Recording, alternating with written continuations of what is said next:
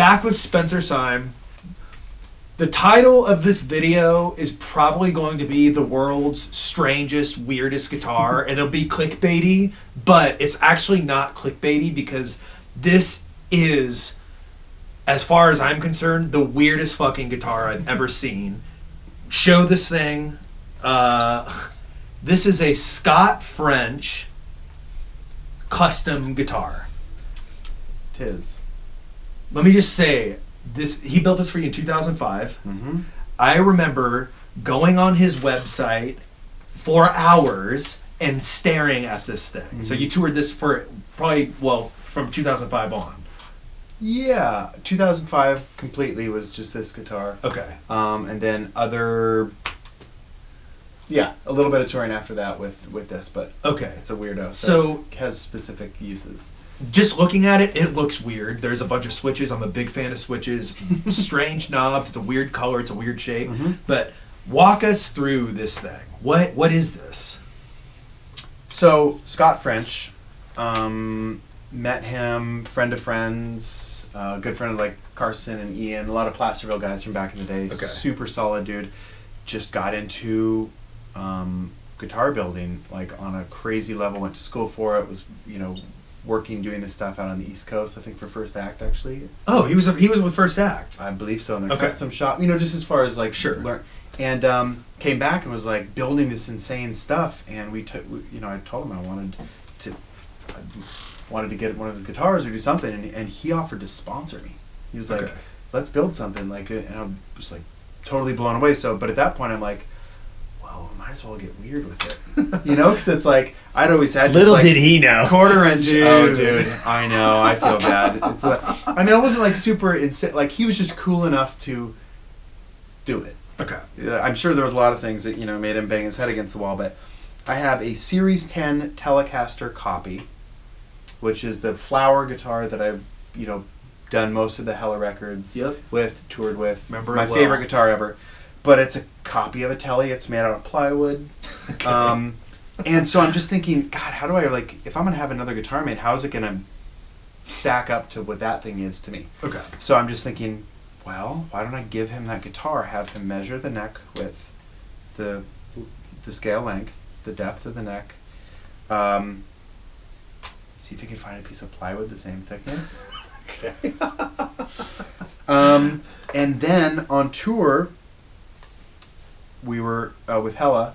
Quick story, we were playing and some kid comes, we get off stage and a kid comes up, he's like, your guitar, that's a Series 10, right? Because I had a sticker over it or something so you couldn't tell what it is. Okay. I don't know why, it just looked good on there. But the kid's like, Series 10, they're from St. Louis. And that's where we were. Oh, he was like, I saw that same guitar at a pawn shop. And he gave me the address. So the next morning on our way out of town, I went and grabbed the same guitar. Was it the flower? Flower guitar. Oh, same exact guitar. And I was like, awesome. But the neck had a twist. It doesn't even have a truss rod. It's so cheap. Okay. Gosh. But I was like, wait, I've got because I love this pickup. This is a Series 10 pickup. Love the pickup. Love the plywood body and everything. But that guitar was effed. It just wasn't going to be something I could use as a backup, basically. Okay. So I was like, well, I've already got the pickup and the electronics, and if we can do plywood, maybe he could just measure it out and do something that maybe feels and sounds like that guitar, but obviously Scott Frenchify it. This is something that he started doing early on, which rules. So weird. It's a solid.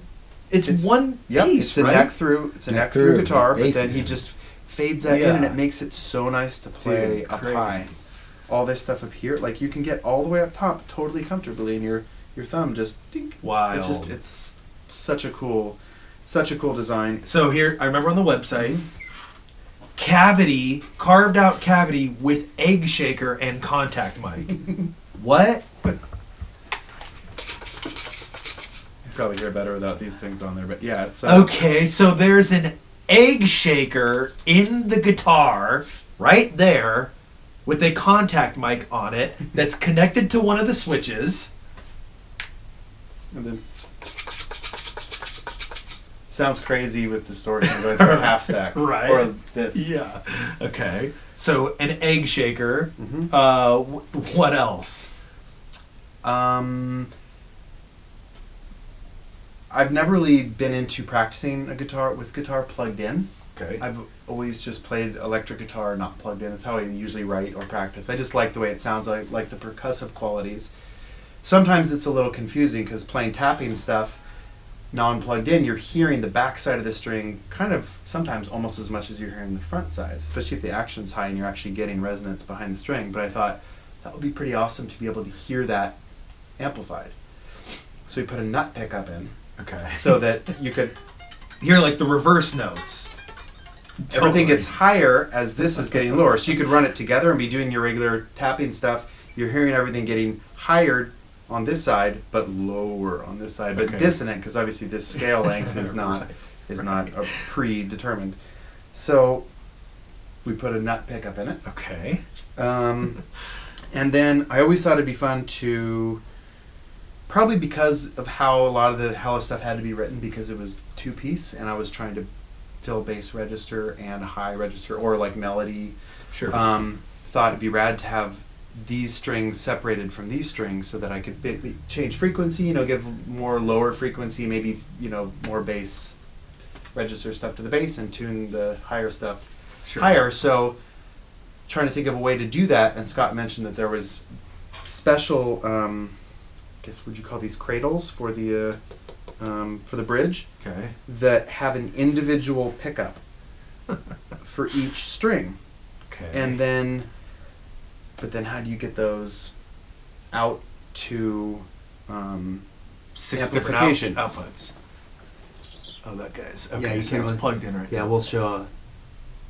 But yeah. So that was the quote-unquote breakout box. Now, he didn't have a photo of the breakout box on the website, but it said it was like a wah enclosure with that breakout box. And for years, I was like, what does that even mean? Until I just saw it the other day. You brought it over. I didn't even know what it makes physically it looked like. Because you break out in a sweat when you look at it. Right, yeah. And don't know where to start, basically. So it's one of these like kind of Roland, is it 9-pin or? Don't know. 4?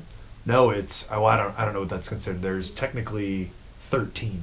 But maybe it's not using all of the... Who knows? Yeah, okay, there's a whole bunch same of on both sides things. though. And it plugs into here. Okay.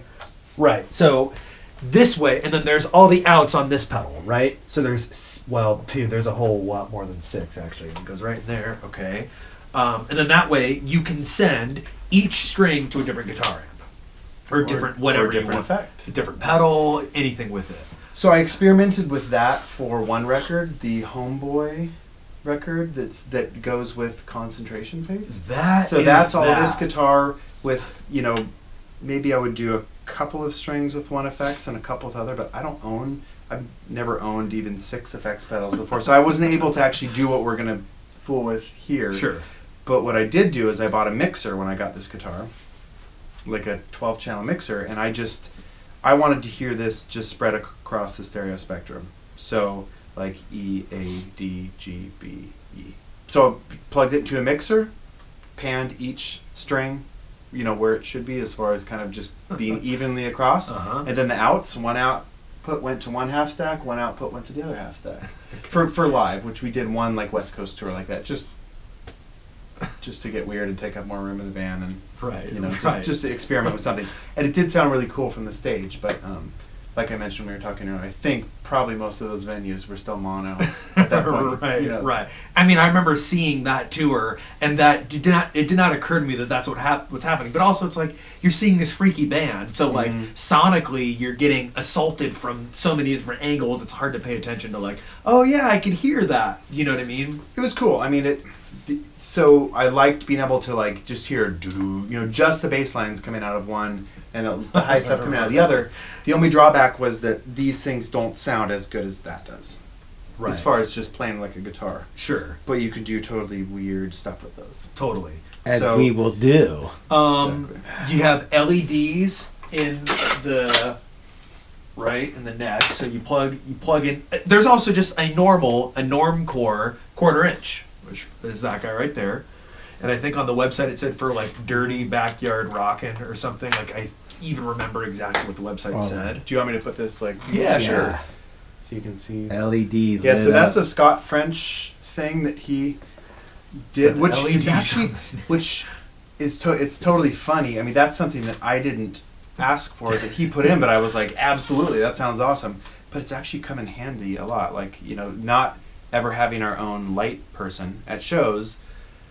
Whoever's happened to do lights that night and however many drinks they've had or whatever, sometimes when they just shut the lights off or down where you can't see anything, but here you can see exactly where you are at any time. So that came in handy there. But yes, fiber optics going all the way up the neck to the and edge. We'll show a photo, but behind, that's insane when you take off the cover and you see the little fiber optic like strands that I guess must be there must be a room for that in there.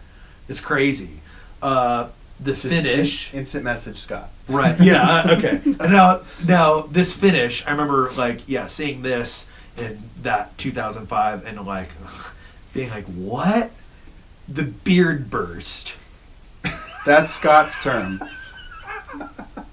That's the term Scott came up with. But, well, I mean, I didn't want it to be ugly. I guess I just liked weird colors that some might think are kind of I love this green. It's great slime. It's and I'm thinking totally how could it also be weirder? It's well, might as well just cut my beard off and give Scott a little pill container full of hair and ask him to please sprinkle that on while the paint's wet.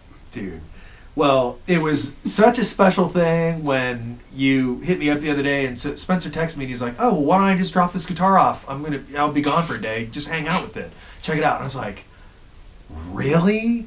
This fucking thing that I've been thinking about for however many years now? So it was a really cool thing to sit with it and just plunk away. And this is a work of art. It's the weirdest guitar I've ever seen. And we've seen a lot of weird things on our travels and guitar conventions. And also, here's the other thing. This is pre-boutique explosion, where it's there's all these guys now that use fucking weird woods from the depths of this forest and all this crazy shit. We were in Germany and we took a tour of the Warwick factory, and it's stacks of 200-year-old wood and all this crazy stuff. But I truly don't remember seeing that sort of thing back then.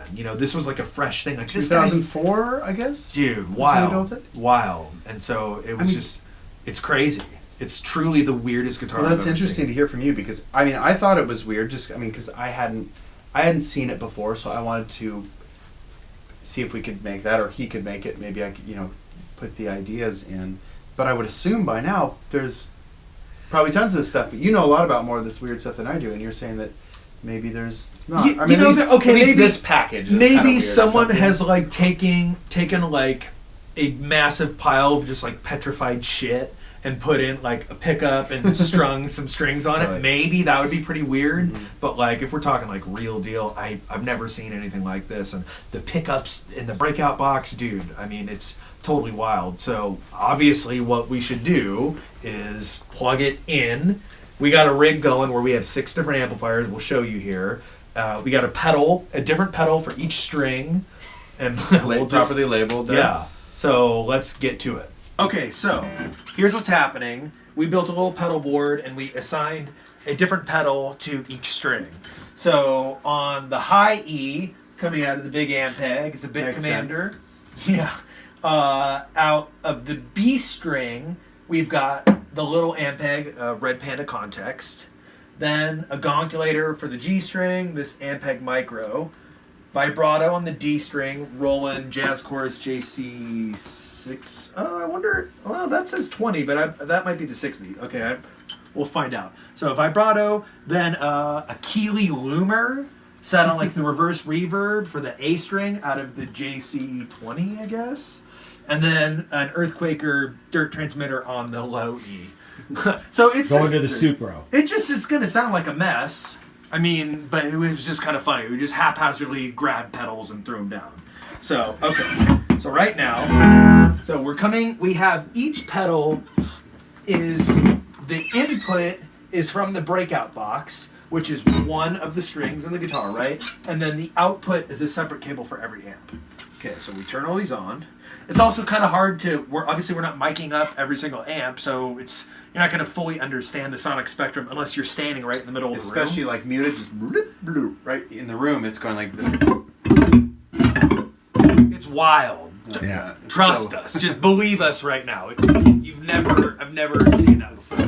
Okay, so let's turn these all on. There we go. Well, here's without effects.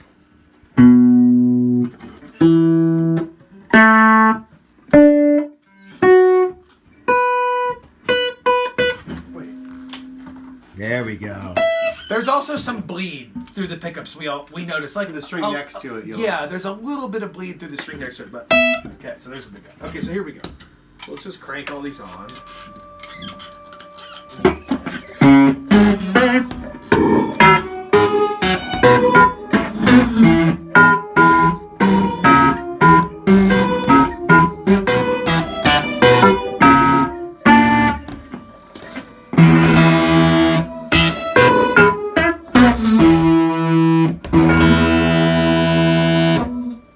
There's so many. It's like a compositional tool that you would get lost in a crazy wormhole doing this. It'd be great for recording. Totally great for recording. Obviously, we're weirding out right now with just dumb sounding things right now, but it's insane standing in the room. If you stand right here.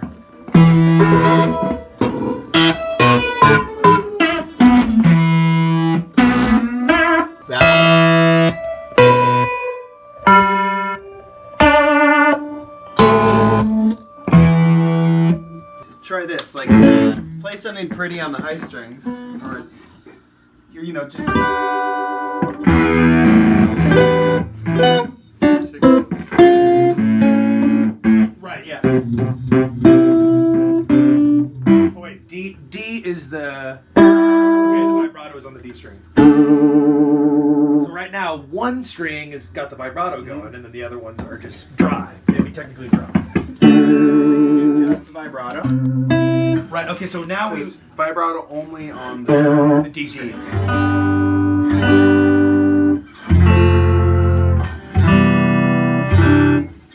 Reverb on the B string.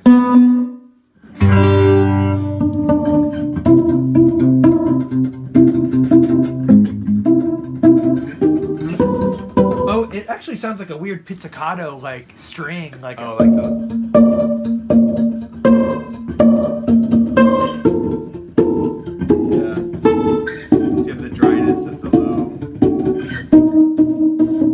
Hey, I gotta say though, my favorite's the gongulator. When it's in, Okay, let's drop. This is the it's gong. so. Okay, so now that's on the G string. It's 2 to 3. Okay.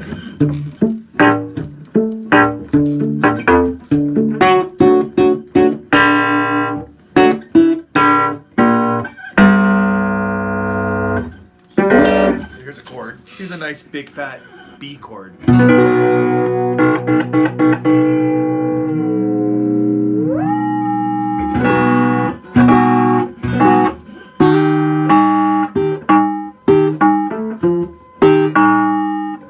What would it sound like if you put the high E string through the bit commander? Okay, so here we go. That should be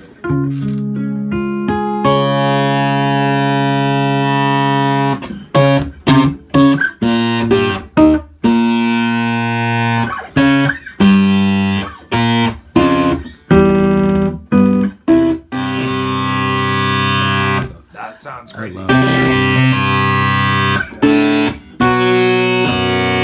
Especially with this, just like ringing really nice and Yeah. true on this end, but.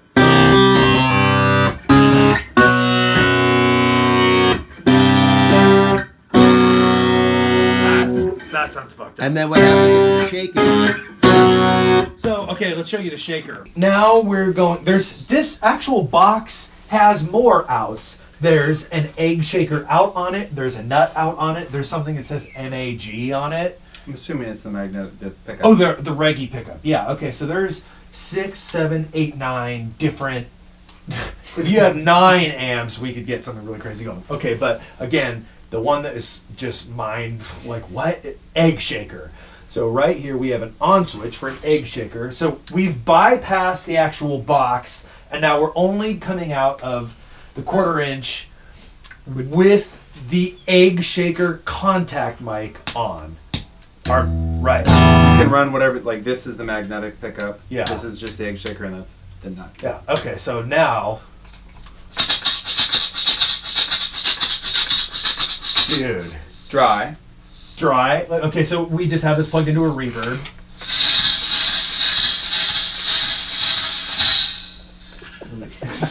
Dude, That's a really important feature. I remember. So I do remember. It's funny because like, wait, having that in the context of what Hella was when you were playing that is fucking insane. Because it's like there's so much sound coming off the stage, and it was. I specifically can remember it. It was a song off of one of Zach's side of the record, and I don't think you were even playing guitar on it, unless you were doing some switching stuff. Jonathan was doing this riff where it's all da na na na na na na na na na ga ga ga ga.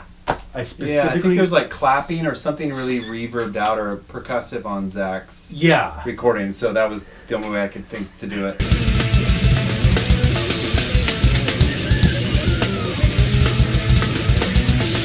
Right. It was like I had the shake. So that's distortion though, like full distortion, but I guess probably with a little bit of compression or something that's keeping it from feeding back, but just totally. So you're distorting this freaking egg shaker sound. This amp has like a really crappy distortion on it.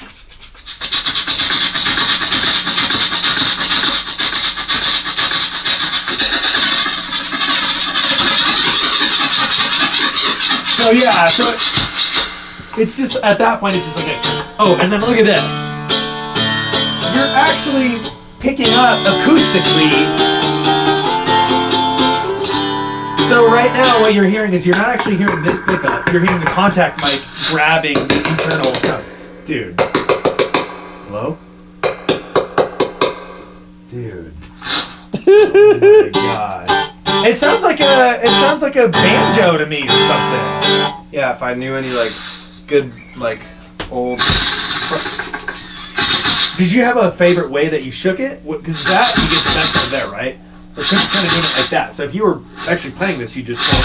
I would just shake it. I would usually just shake it in a way to where it wouldn't block my face and I could make eye contact with my mom.